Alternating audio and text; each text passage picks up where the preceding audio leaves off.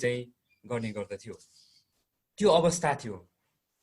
र जब यो कुरा हुन्छ नि, जब यो शासकले चाहिँ यूहन्नाले चाहिँ प्रभु येशू ख्रीष्टको बारेमा प्रचार गर्दैछन् भन्ने कुरा जब उसले थाहा पायो र यूहन्नाले चाहिँ यो शासकलाई आराधना गर्नको लागि ढोग्नको लागि जब उसले इन्कार गरे, त्यस पछाडि यूहन्नालाई समातेर चाहिँ पत्मोस भन्ने टापुमा चाहिँ बन्दी बनाएर चाहिँ पठाइएको थियो। म तपाईलाई यो पत्मोस भन्ने टापुको बारेमा अलिकति बताउन चाहन्छु। यो पत्मोस भन्ने टापु चाहिँ भूमध्य सागरको नजिकै रहेको एउटा टापु थियो र एकदमै सुक्खा टापु यो है। त्यति पानीहरू पाउँदैन थियो, खानेकुराहरूको चाहिँ एकदमै हुन्छ नि त्यो अभाव हुन्थ्यो त्यो टापुमा। र त्यो समयको रोमी शासकहरूले चाहिँ कैदीहरूलाई हुन्छ नि समातेर चाहिँ त्यो टापुमा चाहिँ बन्दी बनाएर चाहिँ राख्ने गर्दथे। अनि मानिसहरूले खाना नपाएको कारणले गर्दा चाहिँ खाना नपाएर मानिसहरू चाहिँ मर्ने गर्थे। यस्तो ठाउँमा यूहन्नालाई चाहिँ बन्दी बनाएर चाहिँ राखिएको छ। र त्यो समयमा है रोमीहरूको शासन थियो, मण्डलीमा एकदमै धेरै सतावट थियो अनि धेरै विश्वासीहरूमा निराशाको अवस्था थियो। र यो अवस्थामा चाहिँ परमेश्वरले दुःखमा रहेका मानिसहरूलाई एउटा आशा दिनको लागि, सान्त्वना दिनको लागि चाहिँ यो प्रकाश, यो दर्शन चाहिँ दिनुभएको छ। संसारमा केही समय तिमीहरूलाई चाहिँ सतावट हुनेछ, केही समय तिमीलाई दुःख हुनेछ, तर तिमीहरूको लागि आशा छ, तिमीहरूको लागि भविष्य छ भन्ने कुराको सन्देश दिनको लागि चाहिँ प्रभु येशूले चाहिँ यो दर्शन चाहिँ दिनुभएको छ। त्यति मात्र होइन, हामी 3 पदमा हेर्छौँ भने चाहिँ यो प्रकाशको पुस्तक पढ्नको लागि पनि विश्वासीहरूलाई प्रभुले चाहिँ उत्साह दिनुभएको छ। यहाँ तपाईले 3 पदमा हेर्नुहोस्, यहाँ भनेको छ, धन्य हो जसले अगमबाणीका यी वचनहरू उच्च स्वरले पाठ गर्छन् र धन्य हुन् तिनीहरू जसले सुन्दछन् र त्यहाँ लेखिएका कुराहरू पालन गर्दछन्, किनकि समय नजिक छ। प्रकाशको पुस्तक अध्ययन गर्ने व्यक्तिहरूले चाहिँ आशिष पाउनेछन् है। यहाँ धन्य भनेको छ, धन्य भनेको मतलब चाहिँ परमेश्वरको नजरमा एकदमै आशिष पाएको व्यक्ति। परमेश्वरको नजरमा आशिष पाएको व्यक्ति त्यो हो जसले चाहिँ प्रकाशको पुस्तक चाहिँ अध्ययन गर्छन्। प्रकाशको पुस्तक पढ्ने व्यक्ति, प्रकाशको पुस्तकको वचन सुन्ने व्यक्ति र यहाँ लेखेका वचनहरू पालन गर्ने व्यक्तिको जीवनमा प्रभुले चाहिँ आशिष दिनुहुने कुराहरू चाहिँ यहाँनिर चाहिँ उल्लेख गरिएको छ। र जब यूहन्नाले चाहिँ प्रभु येशू ख्रीष्टबाट यो दर्शन प्राप्त गर्छन्, त्यस पछाडि उनले जे कुरा देखेका छन् दर्शनमा, प्रभुले जे कुरा उनलाई भन्नुभएको छ, त्यो कुरा उनले चाहिँ 7 वटा मण्डलीहरूलाई लेखेर चाहिँ उनले पत्र पठाएका छन्। म सुरुमा तपाईलाई बताउन चाहन्छु, तपाईहरुको मनमा पक्कै पनि प्रश्न आयो होला, किन 7 वटा मण्डलीलाई मात्र पत्र लेख्न चाहिँ प्रभुले लगाउनु भयो होला त? त्यो समयमा संसारमा अरु पनि धेरै मण्डलीहरू थिए हैन, तर किन 7 वटा मण्डलीलाई मात्र प्रभुले चाहिँ पत्र लेख भन्नुभयो त? बाइबल विद्वानहरूले 3 वटा कारणहरू चाहिँ दिएका छन्। पहिलो कारण चाहिँ यो 7 वटा मण्डलीहरू भएको ठाउँहरू चाहिँ त्यो समयमा एसियाका मुख्य केन्द्रबिन्दु थिए। भनेको मतलब चाहिँ यी मण्डलीबाट चाहिँ संसारको अरु मण्डलीमा चाहिँ यो सन्देश सजिलैसँग चाहिँ फैलिन सक्थ्यो, प्रचार हुन सक्थ्यो। त्यो समयको एकदमै हुन्छ नि फेमस ठाउँ भनेको चाहिँ यो 7 वटा मण्डली भएको ठाउँहरू थिए, केन्द्रबिन्दु थिए। र त्यहाँबाट चाहिँ अरु मण्डलीमा चाहिँ यो पत्रहरू अनि सन्देशहरू चाहिँ अरु मानिसले पनि सजिलैसँग चाहिँ प्राप्त गर्न सक्दथे, पहिलो कारण। र दोस्रो कारण चाहिँ यो 7 भन्ने शब्दलाई चाहिँ विशेष महत्त्व दिएर चाहिँ उल्लेख गरिएको छ। र हामीले बुझ्नुपर्ने कुरा चाहिँ 7 भन्ने संख्या चाहिँ परमेश्वरको चाहिँ एउटा सिद्ध संख्या हो। र प्रकाशको पुस्तकमा 54 पटकसम्म है, 54 पटकसम्म चाहिँ यो 7 शब्द चाहिँ प्रयोग गरिएको छ, दोहोर्याइएको छ। र यो 7 शब्दले चाहिँ यो 7 वटा मण्डलीले चाहिँ विश्वव्यापी मण्डलीको चाहिँ प्रतिनिधित्व गराउँदछ। त्यसकारण चाहिँ 7 वटा मण्डलीलाई चाहिँ यो पत्र पठाइएको थियो। र तेस्रो कारण रहेको छ यूहन्नाको सेवकाई है, चाहिँ त्यो समयमा चाहिँ विशेष गरी 7 वटा मण्डलीहरूमा चाहिँ केन्द्रित रहेको थियो। अब तपाईहरु 4 पदमा हेर्नुहोस्, जब उनले पत्र लेख्न सुरु गर्छन् तब उनले मानिसलाई अभिवादन पठाएका छन् र येशूको चाहिँ उनले चाहिँ प्रशंसा गरेका छन्। म 4 पद पढ्न चाहन्छु। यूहन्नाबाट एसियामा भएका 7 वटा मण्डलीहरूलाई उहाँबाट तिमीलाई अनुग्रह र शान्ति, जो हुनुहुन्छ, जो हुनुहुन्थ्यो, जो आउनु हुनेछ र उहाँको सिंहासन अघि रहनुहुने 7 आत्माबाट। यहाँ येशूको प्रशंसा गरिएको छ र अभिवादनका कुराहरू पनि हामी चाहिँ यहाँनिर चाहिँ देख्न सक्छौँ। र आज हामीहरूको मण्डली चाहिँ येशूको प्रशंसा गर्ने मण्डली हुन चाहिँ आवश्यक छ। र हामीले बुझ्नुपर्ने कुरा चाहिँ येशूको प्रशंसा गर्नको लागि चाहिँ हुन त पक्कै पनि आज हामी येशूको प्रशंसा गर्छौँ, तर अझ नजिक भएर हुन्छ नि येशूको प्रशंसा गर्नको लागि चाहिँ आज हामीले चाहिँ येशू को हुनुहुन्छ र उहाँले के काम गर्नुभयो भन्ने कुरा चाहिँ आज हामीले बुझ्न चाहिँ एकदम आवश्यक छ। म तपाईँलाई उदाहरण दिन चाहन्छु। मानव कोही व्यक्तिलाई हामी चाहिँ सम्मान गर्न चाहन्छौँ भने चाहिँ सुरुमा त्यो व्यक्तिको बारेमा हामीहरू चाहिँ बुझ्दछौँ, त्यो व्यक्ति को हो अनि त्यो व्यक्तिले के काम गरेको छ, तब मात्र हामीहरू चाहिँ त्यो व्यक्तिलाई चाहिँ सम्मान गर्न सक्छौँ। त्यस्तै नै यदि आज हामीहरू चाहिँ येशूको प्रशंसा गर्न चाहन्छौँ भने चाहिँ हामीले बुझ्नु पर्यो येशू को हुनुहुन्छ र उहाँले चाहिँ के काम गर्नुभयो त, यो कुरा बुझ्न चाहिँ एकदम आवश्यक छ। र आजको यस खण्डमा हामीहरू चाहिँ येशू को हुनुहुन्छ र उहाँले के काम गर्नुभयो भन्ने विषयमा चाहिँ आज हामीहरू चाहिँ अध्ययन गर्नेछौँ।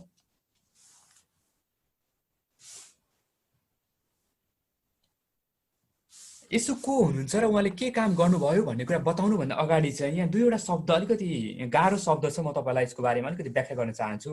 यहाँ 4 पदको यहाँ विशेष गरी यहाँ दोस्रो हरफमा तपाईँहरू हेर्नुहोस् त, यहाँ के भनेको छ भने उहाँबाट तिमीहरूलाई अनुग्रह र शान्ति जो हुनुहुन्छ, जो हुनुहुन्थ्यो, जो आउनुहुनेछ र उहाँको सिंहासन अघि रहनुहुने 7 आत्माबाट।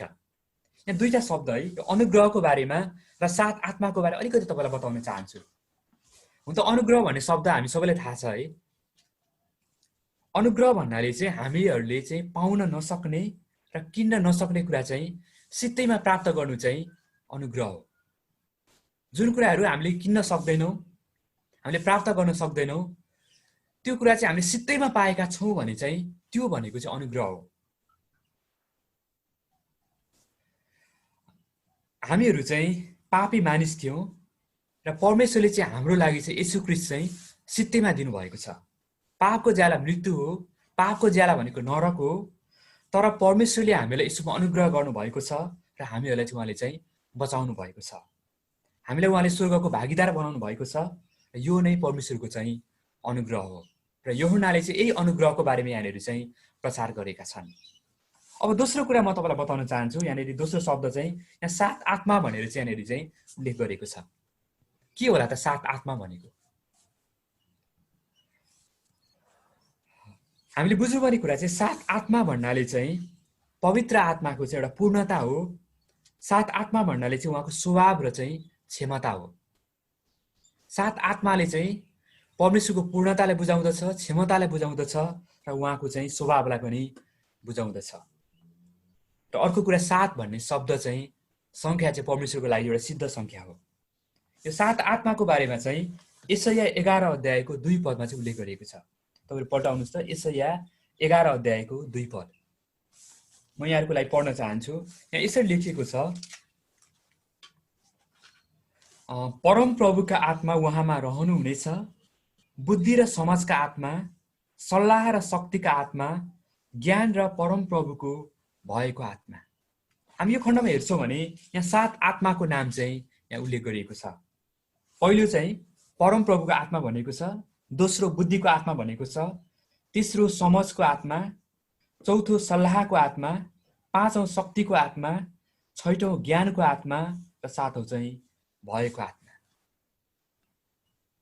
यसले चाहिँ परमेश्वरको चाहिँ एउटा पूर्णतालाई, एउटा पवित्र आत्माको पूर्णतालाई चाहिँ यसले बुझाउँदछ। अब हामी हेरौं, हामीहरूको मण्डली येशूको प्रशंसा गर्ने मण्डली हुनुपर्छ।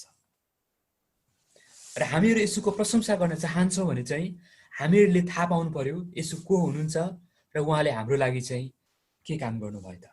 सबभन्दा सुरुमा म तपाईलाई बताउन चाहन्छु येशू को हुनुहुन्छ त। यहाँ 5 पदमा तपाईहरु हेर्नुहोस्, यूहन्नाले येशूको चाहिँ 3 वटा नामहरू चाहिँ यहाँनेरि दिएका छन्।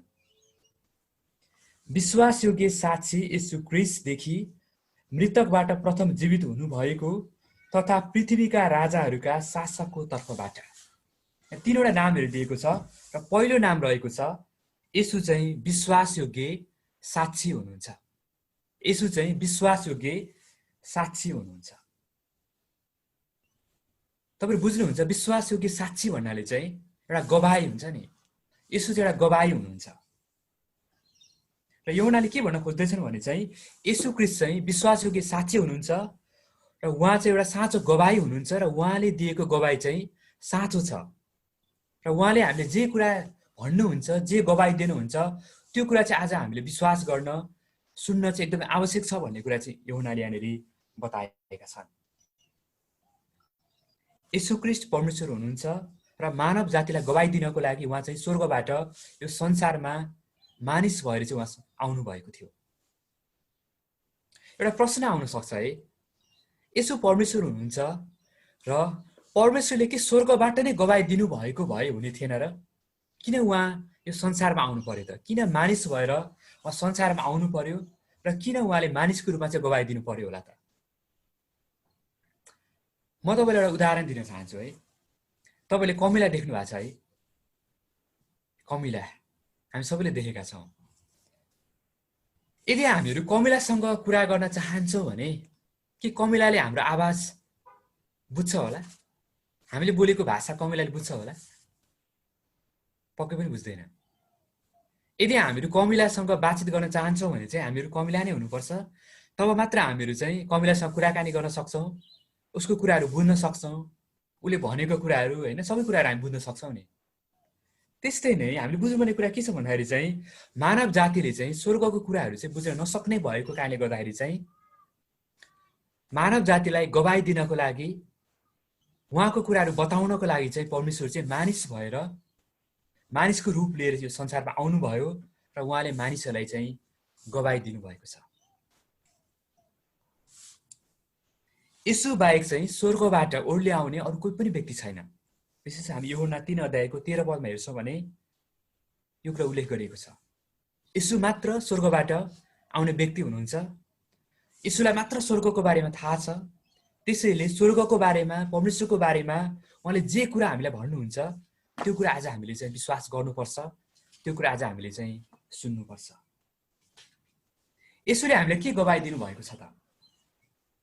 हामी बाइबलमा हेर्छौँ भने यसोले भन्नुभएको छ बाटो, सत्य र जीवन म नै हो।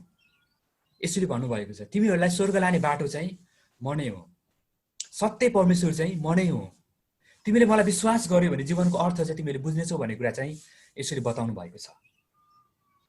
यसोले भन्नुभएको छ मलाई विश्वास गर्ने व्यक्तिहरू चाहिँ परमेश्वरका छोराछोरी हुनेछन्, मलाई विश्वास गर्ने व्यक्तिहरू स्वर्गमा जानेछन्। त्यति मात्र होइन, एउटा साक्षीको रूपमा है, एउटा साँचो गवाईको रूपमा उहाँले चाहिँ परमेश्वरको योजनाहरू मानिसलाई बताउनु भएको छ। पापको बारेमा उहाँले चेतावनी दिनुभएको छ। परमेश्वरमा फर्कनको लागि मानिसहरूलाई उहाँले चाहिँ बताउनु भएको छ। त्यसैले आज हामीहरूले है यूहन्नाले चाहिँ प्रभु येशूलाई चाहिँ विश्वासयोग्य साक्षी भनेर नाम दिएका छन्। उहाँ चाहिँ एउटा विश्वासयोग्य साक्षी हुनुहुन्छ, उहाँ साँचो गवाई हुनुहुन्छ र प्रभु येशूले भन्नुभएका कुराहरू, प्रभु येशूले बोल्नुभएका वचनहरू चाहिँ आज हामीले चाहिँ विश्वास गर्नुपर्छ, किनभने उहाँ मात्र साँचो गवाई, साँचो साक्षी हुनुहुन्छ। आमेन। अब हामी दोस्रो नाम हेर्नेछौँ, येशू को हुनुहुन्छ त? यहाँ दोस्रो नाम पनि यूहन्नाले दिएका छन् र दोस्रो नाम रहेको छ मरेकाहरूबाट प्रथम। मरेकाहरूबाट प्रथम जीवित हुनुभएको व्यक्ति चाहिँ प्रभु येशू हुनुहुन्छ भनेर यूहन्नाले यहाँनिर चाहिँ नाम दिएका छन्। प्रभु येशू संसारमा आउनु मात्र भएन, तर सारा मानव जातिको पाप बोकेर उहाँ क्रुसमा बलिदान हुनुभयो, उहाँ मर्नुभयो, उहाँ गाडिनुभयो र फेरि जीवित हुनुभयो। त्यस पछाडि फेरि उहाँ चाहिँ कहिले पनि मर्नु भएन। मृतकबाट जीवित भई उठ्ने व्यक्ति, मृतकबाट जीवित भएर फेरि कहिले नमर्ने व्यक्ति चाहिँ प्रभु येशू हुनुहुन्छ। र हामी प्रभु येशूको सेवकालाई हेर्छौँ भने चाहिँ प्रभु येशूले के व्यक्तिहरूलाई चाहिँ मृतकबाट फेरि जीवित पार्नु भएको थियो, तर त्यो समय ती व्यक्ति फेरि मरेर गएका छन्। यसो मात्र यस्तो व्यक्ति हुनुहुन्छ जो मृत्युबाट उहाँ पुनरुत्थान हुनुभएको छ र त्यसपछि फेरि कहिले पनि उहाँ चाहिँ मर्नु भएको छैन। हामी यो संसारको इतिहासलाई हेर्छौँ भने यो संसारमा धेरै व्यक्तिहरूको जन्म भएको छ, धेरै महापुरुषहरू चाहिँ यहाँ जन्मिएका छन्, तर जब उनीहरू मरेर गए त्यस पछाडि उनीहरू चाहिँ पृथ्वीको धुलोबाट कहिले पनि उनीहरू चाहिँ फर्केर आएका छैनन्। यसो मात्र त्यस्तो व्यक्ति हुनुहुन्छ जसले चाहिँ मृत्युलाई उहाँले जित्नु भएको छ र फेरि कहिले पनि उहाँ चाहिँ मर्नु भएको छैन।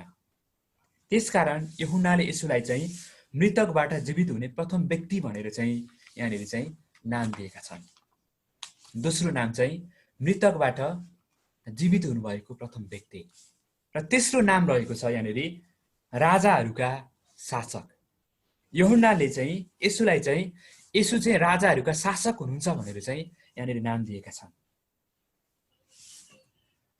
यसु चाहिँ राजाहरूको शासक हुनुहुन्छ। स्वर्ग र पृथ्वीका मालिक चाहिँ यसु नै हुनुहुन्छ।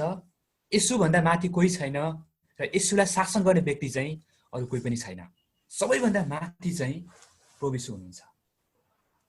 हामी मत्ती 28 अध्यायको 18 पदमा हेर्छौँ भने त्यहाँ प्रभु येशूले भन्नुभएको छ, सारा स्वर्ग र पृथ्वीको समस्त अधिकार मसँग छ भनेर। सारा स्वर्ग र पृथ्वीमा भएको समस्त अधिकार चाहिँ मसँग छ भनेर प्रभु येशूले चाहिँ दाबी गर्नुभएको छ। हामी संसारमा हेर्छौँ भने यो संसारमा भएका राजाहरू शासकहरूको शक्ति चाहिँ र क्षणभरको लागि मात्र हो है। उनीहरू आउँछन्, उनीहरू मरेर जान्छन् र उनीहरूको शक्ति चाहिँ हराएर जान्छ। तर यो संसारको वास्तविक शासक चाहिँ प्रभु येशू हुनुहुन्छ र उहाँले चाहिँ अनन्तसम्म राज्य गर्नुहुन्छ। उहाँको राज्य र उहाँको शासनको अन्त कहिले पनि हुने छैन र उहाँले नै सारा ब्रह्माण्डलाई चाहिँ उहाँले शासन गर्नुहुन्छ र संसार जति पनि राजाहरू छन्, जति पनि शासकहरू छन्, ती सबै कुराभन्दा माथि चाहिँ येशू हुनुहुन्छ र तिनीहरूलाई वास्तवमा तिनीहरूलाई खटाउने व्यक्ति पनि हुन्छ नि प्रभु येशू नै हुनुहुन्छ। र प्रभु येशू चाहिँ संसारिक राज्यको मात्र राजा होइन कि उहाँ चाहिँ एउटा आत्मिक राज्यको पनि उहाँ चाहिँ राजा हुनुहुन्छ। म यसको बारेमा तपाईँलाई एकछिन पछाडि बताउन चाहन्छु। म सुरुमा तपाईँलाई एउटा उदाहरण बताउन चाहन्छु। विशेष गरी हामी दानियल 4 अध्यायमा हेर्छौँ भने त्यो एकजना राजाको बारेमा, एकजना शासकको बारेमा चाहिँ उल्लेख गरिएको छ। तपाईँले सुन्नुभएको छ होला, तपाईँले पछि यो खण्ड पढ्नुहोस्, दानियल 4 अध्याय। त्यहाँ नबुकदनेस्सर भन्ने राजाको बारेमा चाहिँ उल्लेख गरिएको छ। नबुकदनेस्सर भन्ने राजा। र यो राजाले चाहिँ आफूलाई के भनेको थियो भने चाहिँ मभन्दा शक्तिशाली राजा चाहिँ कोही पनि छैन है, मभन्दा शक्तिशाली चाहिँ अरू कोही पनि छैन भनेर यो व्यक्तिले चाहिँ दाबी गरेको थियो। र विशेष गरी हामी दानियल 4 अध्यायमा हेर्छौँ भने चाहिँ परमेश्वरले त्यो व्यक्तिलाई पतन गराउनु भएको छ र नबुकदनेस्सर राजाले चाहिँ धेरै वर्षसम्म चाहिँ जङ्गलमा बसेर चाहिँ उसले घाँस खानु परेको थियो। उसको घमण्डलाई पतन गराउनको लागि हुन्छ नि, त्यो घमण्डलाई तोड्नको लागि प्रभुले चाहिँ उसलाई जङ्गलमा पठाउनु भएको छ। जङ्गलको घाँस उसले खाएको छ र त्यस पछाडि पछि उसले चाहिँ पश्चाताप गरेको छ। उसले भनेको छ, उसले के भनेको छ भन्दाखेरि चाहिँ परमेश्वर नै सबैभन्दा शक्तिशाली हुनुहुन्छ भन्ने कुरा चाहिँ उसले चाहिँ त्यहाँनिर दाबी गरेको छ र उसले त्यहाँनिर चाहिँ पछि भनेको छ। र हामीले बुझ्नुपर्ने कुरा के छ भन्दाखेरि चाहिँ हाम्रो मालिक र राजा चाहिँ प्रभु येशू ख्रीष्ट हुनुहुन्छ। यो संसारको वास्तविक शासक प्रभु येशू ख्रीष्ट हुनुहुन्छ। अनन्त अनन्तसम्म राज्य गर्ने व्यक्ति प्रभु येशू ख्रीष्ट हुनुहुन्छ। उहाँ नै यो ब्रह्माण्डको चाहिँ राजा हुनुहुन्छ र उहाँलाई शासन गर्ने व्यक्ति चाहिँ अरू कोही पनि छैन। त्यसैले हामीले चाहिँ उहाँलाई चाहिँ प्रशंसा गर्नुपर्छ। उहाँ हाम्रो राजा हुनुहुन्छ, उहाँ साँचो साक्षी हुनुहुन्छ र मृतकबाट जीवित भनेको प्रथम व्यक्ति चाहिँ प्रभु येशू ख्रीष्ट हुनुहुन्छ। त्यसैले हामीहरूले उहाँलाई चाहिँ प्रशंसा र हामीले महिमा चाहिँ उहाँलाई चाहिँ दिनुपर्छ। आमेन। अब हामी हेर्नेछौँ येशूले के काम गर्नुभयो त। हामीले येशूको नामहरू हेऱ्यौँ, अब हामी येशूले गर्नुभएको कामहरूलाई चाहिँ अध्ययन गर्नेछौँ। र विशेष गरी हामीहरू पुरानो करारमा हेर्छौँ भने चाहिँ पुरानो करारमा चाहिँ परमेश्वरले 3वटा क्षेत्रहरूबाट चाहिँ काम गर्नुभएको छ। यो एकदमै महत्त्वपूर्ण छ है, तपाईँले ध्यान दिएर सुन्नुहोस्। पुरानो करारमा परमेश्वरले चाहिँ 3वटा क्षेत्रबाट चाहिँ काम गर्नुभएको छ। इजरायलीहरू परमेश्वरबाट चुनिएका विशेष मानिसहरू थिए र ती इजरायलीहरूको बिचमा काम गर्नको लागि परमेश्वरले चाहिँ 3वटा क्षेत्रबाट चाहिँ काम गर्ने व्यक्तिहरू चाहिँ उहाँले खटाउनु भएको थियो। पहिलो भनेको अगमवक्ता, दोस्रो पुजारी र तेस्रो चाहिँ राजा। पुरानो करारमा हामी हेर्छौँ भने चाहिँ परमेश्वरले इजरायलीहरूको माझमा अगमवक्ता पठाउनु भएको थियो, पुजारीहरू पठाउनु भएको थियो र उहाँले राजा पनि पठाउनु भएको थियो। र हामीहरू नयाँ करारमा हेर्छौँ भने चाहिँ प्रभु येशूले चाहिँ यी 3वटा क्षेत्रहरूमा चाहिँ काम गर्नुभएको कुरा चाहिँ हामीहरू चाहिँ थाहा पाउन सक्छौँ। र प्रभु येशूले गर्नुभएको पहिलो काम रहेको छ, उहाँले चाहिँ अगमवक्ताको काम गर्नुभएको छ। म तपाईँलाई अगमवक्ताको बारे अलिकति बताउन चाहन्छु। अगमवक्ता भन्नाले चाहिँ परमेश्वरको सन्देश चाहिँ मानिसहरूलाई बताउने व्यक्ति चाहिँ अगमवक्ता हो। एकदम सरल भाषामा भन्नुपर्दा चाहिँ परमेश्वरले भन्नुभएको कुरा, परमेश्वरको सन्देश चाहिँ मानिसहरूलाई भनिदिने व्यक्ति चाहिँ अगमवक्ता हो। र पुरानो करारमा हामी हेर्छौँ भने चाहिँ उहाँको सन्देश प्रचार गर्नको लागि विभिन्न अगमवक्ताहरू प्रभुले चाहिँ खटाउनु भएको थियो। अगमवक्ताहरूले चाहिँ परमेश्वरको योजनाका कुराहरू, न्यायका कुराहरू, पापका कुराहरू मानिसहरूलाई चाहिँ भनिदिने काम उनीहरूले गर्दथे। परमेश्वरले जे कुरा सन्देश दिनुभएको थियो त्यो सन्देश चाहिँ ल्याएर मानिसहरूलाई बताइदिने काम चाहिँ अगमवक्ताको थियो। र नयाँ करारमा हामी हेर्छौँ भने चाहिँ येशूले चाहिँ अगमवक्ताको काम चाहिँ यहाँ गर्नुभएको छ। पुरानो करारमा येशूले चाहिँ विभिन्न अगमवक्ताहरू पठाउनु भएको थियो भने यो शब्दलाई विशेष तपाईँले ध्यान दिएर हेर्नुहोस्, ध्यान दिएर सुन्नुहोस्। पुरानो करारमा येशूले विभिन्न अगमवक्ताहरू पठाउनु भएको थियो भने चाहिँ नयाँ करारमा चाहिँ अगमवक्ता प्रभु येशू आफै हुनुहुन्छ र अगमबाणी पनि येशू आफै हुनुहुन्छ। पुरानो करारमा चाहिँ अगमवक्ताले चाहिँ परमेश्वरको अगमबाणीलाई, येशूको अगमबाणीहरूलाई चाहिँ मानिसहरूको सामु चाहिँ राखिदिने काम गर्थे भने चाहिँ नयाँ करारमा चाहिँ येशू ख्रीष्ट चाहिँ आफै अगमबाणी हुनुहुन्छ। उहाँको सन्देश लिएर चाहिँ उहाँ चाहिँ आफै आउनु भएको छ। उहाँको वचन लिएर चाहिँ उहाँ आफै मानिसहरूको अगाडि चाहिँ आउनु भएको छ र उहाँले चाहिँ अगमवक्ताको काम चाहिँ गर्नुभएको छ।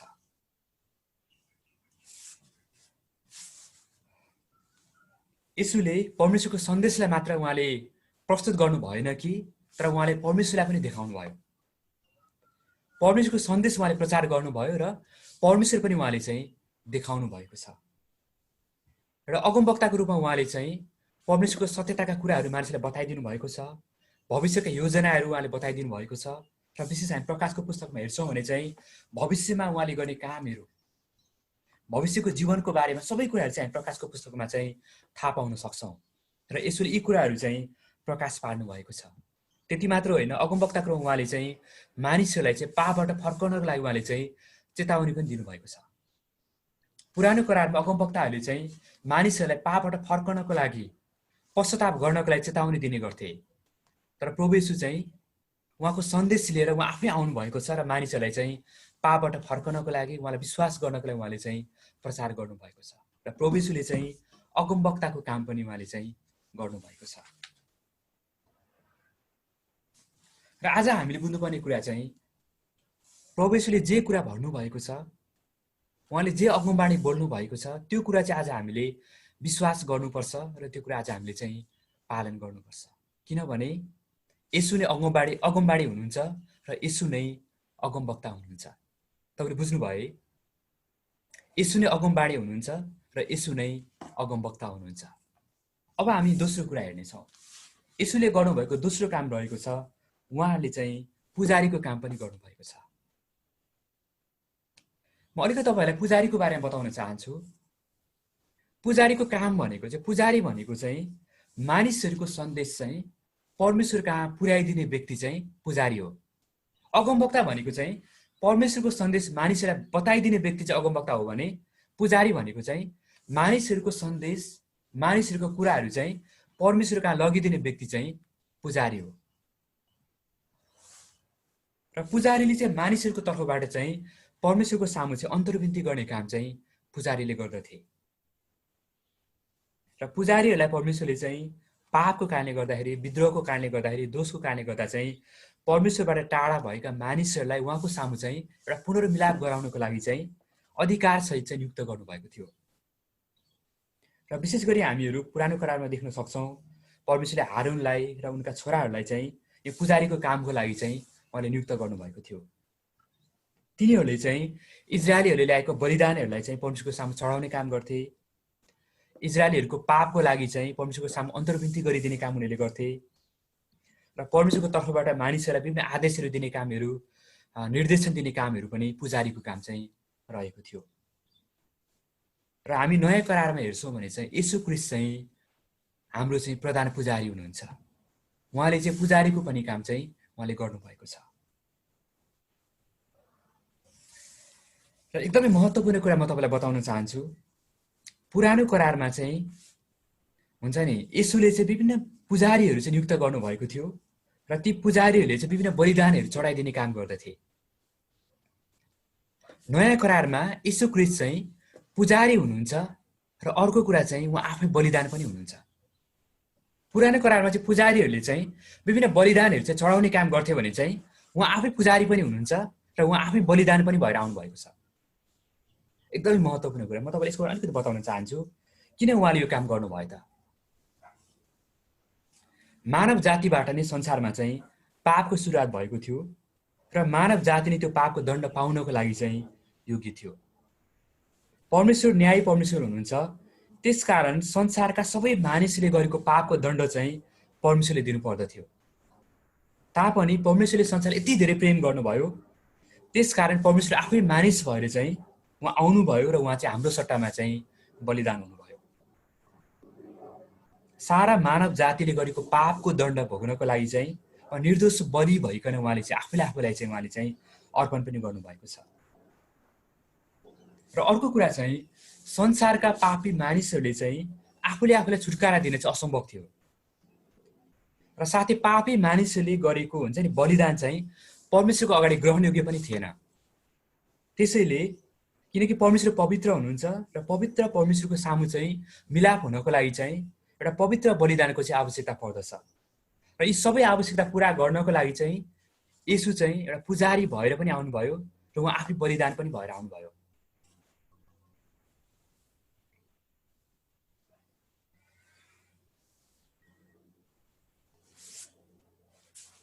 र यस अर्थमा चाहिँ येशूले चाहिँ पुजारीको पनि काम उहाँले गर्नुभएको छ र उहाँ आफै बलिदान पनि हुनुहुन्छ।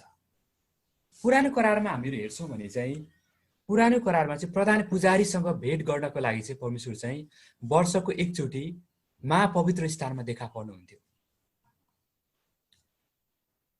प्रधान पुजारीसँग भेट गर्नको लागि परमेश्वर चाहिँ महापवित्र स्थानमा वर्षको एकचोटि देखा पर्नुहुन्थ्यो र त्यो समयमा चाहिँ परमेश्वरको उपस्थितिमा जानको लागि प्रधान पुजारीले चाहिँ सुरुमा आफूले गरेको पापको लागि चाहिँ बलिदान गर्नु पर्थ्यो। आफ्नो शरीरमा रगत छर्केर सुरुमा त्यो प्रधान पुजारीले आफूलाई शुद्ध पार्नु पर्थ्यो। त्यस पछाडि उसले चाहिँ त्यो प्रधान पुजारीले चाहिँ मानिसहरूका विभिन्न अन्तर्विन्दीका कुराहरू, मानिसका बलिदानका कुराहरू चाहिँ प्रभुको अगाडि चाहिँ राखिदिने काम चाहिँ प्रधान पुजारीको थियो। र यो बलिदानका कुराहरू भयो होइन, पुरानो करारमा चाहिँ हरेक वर्ष चाहिँ मानिसहरूले यो काम चाहिँ गरिरहनु पर्थ्यो। तर यो बलिदानले पनि मानिसहरूको पाप पूर्ण रूपमा क्षमा गर्न सक्दैन थियो। जब मानिसहरूले बलिदान गर्दथे एकछिन पछाडि फेरि उनीहरूलाई चाहिँ आफ्नो विवेकले दोषाइहाल्थ्यो। मानिसले पाप गरिरहेको हुन्छ घरिघरि। तर प्रभु येशू चाहिँ मानिसहरूको पापको लागि चाहिँ सबै मानिसहरूको लागि र सधैँको लागि उहाँले चाहिँ आफूलाई चाहिँ बलिदान गर्नुभएको छ र उहाँले पुजारीको काम पनि उहाँले चाहिँ गर्नुभएको छ। जब यसो संसारमा आउनुभयो तब आफ्नै शरीर चाहिँ उहाँले चाहिँ बलिदान चढाएर चाहिँ उहाँले परमेश्वरको उपस्थितिमा आफ्नो रगत चाहिँ लिएर जानुभएको छ। म फेरि यो शब्दलाई दोहोऱ्याउन चाहन्छु। जब यसो संसारमा आउनुभयो तब उहाँले आफ्नै शरीर चाहिँ बलिदानको रूपमा चढाएर परमेश्वरको उपस्थितिमा चाहिँ आफ्नो रगत लिएर उहाँले जानुभयो। यसुको रगत एकदमै शुद्ध छ, त्यो बारम्बार हामीले चढाइरहनु पर्दैन र उहाँको रगतमा विश्वास गर्नेहरू, उहाँको बलिदानमा विश्वास गर्नेहरू चाहिँ सधैँभरि परमेश्वरको उपस्थितिमा चाहिँ अब जान सक्दछन्। र अर्को कुरा है, पुजारीको रूपमा उहाँले गर्नुभएको अर्को काम भनेको चाहिँ मानिसहरूलाई चाहिँ परमेश्वरको उपस्थितिमा चाहिँ निरन्तर रूपमा चाहिँ लिएर आउने काम चाहिँ उहाँले गर्नुभएको छ। यसो चाहिँ परमेश्वर र हाम्रो चाहिँ एउटा मध्यस्थता हुनुहुन्छ, एउटा पुलको काम उहाँले चाहिँ गर्नुभएको छ। जब हामी प्रार्थना गर्छौँ हाम्रो प्रार्थना पिताको अगाडि चाहिँ पुर्याइदिने काम यसोले गर्नुहुन्छ। हाम्रो आवश्यकताहरू पुरा गरिदिने काम चाहिँ यसोले गर्नुहुन्छ। हामीले विभिन्न किसिमका परीक्षाहरूबाट जोगाउने काम यसोले गर्नुहुन्छ। विभिन्न आत्मिक आशिषले भरिपूर्ण गर्ने काम चाहिँ यहाँ प्रभु येशूले चाहिँ गर्नुहुन्छ। प्रभु येशूले हामीले गरेको पापको लागि उहाँले प्रायश्चित गरिदिनु भएको छ र अब हामीहरू चाहिँ उहाँलाई विश्वास गर्छौँ भने चाहिँ सधैँभरि हामीहरू चाहिँ प्रभुको उपस्थितिमा चाहिँ जान सक्दछौँ। येशू चाहिँ हाम्रो पुजारी हुनुहुन्छ, त्यस कारणले गर्दा हामीले उहाँलाई चाहिँ प्रशंसा चढाउनु पर्छ। आमेन। तपाईहरु बुझ्दै हुनुहुन्छ है? अलिकति गाह्रो छ तर एकदमै महत्त्वपूर्ण छ है यो कुराहरू। अब हामी तेस्रो कुरा हेर्नेछौँ। येशूले गर्नुभएको तेस्रो काम रहेको छ, उहाँले चाहिँ राजाको पनि उहाँले चाहिँ काम गर्नुभएको छ। हामी पुरानो करारमा हेर्छौँ भने चाहिँ इजरायलीहरूलाई शासन गर्नको लागि परमेश्वरले विभिन्न राजाहरू दिनुभएको थियो। उदाहरणको लागि उहाँले साउल राजा, दाउद राजा, होइन, सुलेमान राजा चाहिँ प्रभुले चाहिँ दिनुभएको थियो। र ती राजाहरूको काम भनेको चाहिँ मानिसहरूलाई चाहिँ शासन गर्ने, मानिसहरूको सेवा गर्ने, मानिसहरूलाई शत्रुहरूको हातबाट बचाउने काम चाहिँ ती राजाहरूको थियो। र हामी बाइबलमा हेर्छौँ भने चाहिँ परमेश्वर नै यो संसारको चाहिँ वास्तविक शासक हुनुहुन्छ र परमेश्वर नै, प्रभु येशू ख्रीष्ट नै यो संसारको चाहिँ वास्तविक चाहिँ उहाँ राजा हुनुहुन्छ। र विशेष गरी दोस्रो आगमनको समयमा चाहिँ उहाँ चाहिँ एउटा विजयी राजाको रूपमा आउने कुरा चाहिँ हामीहरू चाहिँ यो प्रकाशको पुस्तक अध्ययन गर्छौँ भने चाहिँ हामीहरू चाहिँ थाहा पाउन सक्दछौँ। प्रभु येशूले एउटा राजाको रूपमा शैतानमाथि र दुष्टतामाथि विजय प्राप्त गर्नुभएको छ। हामीलाई शैतानको हातबाट उहाँले जोगाउनु भएको छ। हामीहरूलाई एउटा हुन्छ नि शैतानसँग लड्ने शक्ति र अधिकार उहाँले दिनुभएको छ। त्यति मात्र होइन, एउटा वास्तविक राजा हुन्छ, एउटा फिजिकल राजाको काम पनि उहाँले चाहिँ हाम्रो जीवन उहाँले चाहिँ गर्नुभएको छ। उहाँ चाहिँ हाम्रो आत्मिक राजा र एउटा शारीरिक राजा हुन्छ नि, एउटा वास्तविक राजा चाहिँ प्रभु येशू ख्रीष्ट हुनुहुन्छ। र आजको वचनमा मैले तपाईँहरूलाई चाहिँ येशू को हुनुहुन्छ र उहाँले के काम गर्नुभयो भन्ने कुरा चाहिँ मैले बताएको छु। प्रभु येशू चाहिँ हामी हेर्छौँ भने विश्वासयोग्य साक्षी हुनुहुन्छ, मरेकाहरूबाट प्रथम जीवित हुनुभएको व्यक्ति हुनुहुन्छ र प्रभु येशू चाहिँ राजाहरूको शासक पनि हुनुहुन्छ। र उहाँले चाहिँ हाम्रो निम्ति अगमवक्ताको काम गर्नुभएको छ, उहाँले पुजारीको काम गर्नुभएको छ र उहाँले चाहिँ हाम्रो लागि चाहिँ राजाको काम पनि उहाँले गर्नुभएको छ। त्यसैले आज हामीहरूको मण्डली हुन्छ नि, हामीहरूले चाहिँ सधैँभरि चाहिँ उहाँलाई चाहिँ महिमा, आदर र प्रशंसा चाहिँ हामीले सधैँभरि येशूको चाहिँ गर्न आवश्यक छ।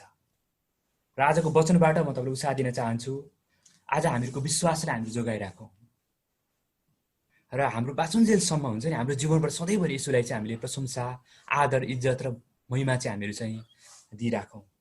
किनभने येशू हिजो पनि हुनुहुन्थ्यो, उहाँ आज पनि हुनुहुन्छ र फेरि उहाँ चाहिँ एक दिन चाहिँ आउनुहुनेछ। एक दिन यस संसारको न्याय गर्नको लागि सबै मानिसहरूले देख्ने गरी उहाँ चाहिँ यो संसारमा चाहिँ आउनुहुनेछ। र मानव इतिहासमा सबैभन्दा महत्त्वपूर्ण दिन चाहिँ त्यो समय हुनेछ जब येशू चाहिँ बादलमा चाहिँ देखा पर्नुहुनेछ। र त्यो समय भनेको तपाईँ र मेरो लागि भनेको चाहिँ एकदमै हर्ष र आनन्दको समय हो। तर जसले प्रभुलाई विश्वास गरेका छैनन् ती व्यक्तिको लागि भनेको चाहिँ रुने समय, विलाप गर्ने समय चाहिँ त्यो समय हुनेछ। त्यसैले म फेरि पनि तपाईँलाई उत्साह दिन चाहन्छु, हाम्रो विश्वासलाई हामीहरू चाहिँ थामिराखौँ। हाम्रो जीवनबाट यसोलाई हामीले प्रशंसा हामी चाहिँ चढाइराखौँ। आज हामीले हेरेका छौँ यसो को हुनुहुन्छ, उहाँले के काम गर्नुभयो, यी कुरालाई सम्झेर चाहिँ हामीले सधैँभरि यसोको प्रशंसा गर्ने व्यक्ति बन्न चाहिँ एकदमै आवश्यक छ। आमेन। परमेश्वरले हामी सबैजनालाई धेरै आशिष दिनुभएको होस्। धेरै धन्यवाद। बाँकी समय म सञ्चालिका बहिनीलाई दिन चाहन्छु। हुन्छ ड्यानियल दादा, धेरै धेरै धन्यवाद।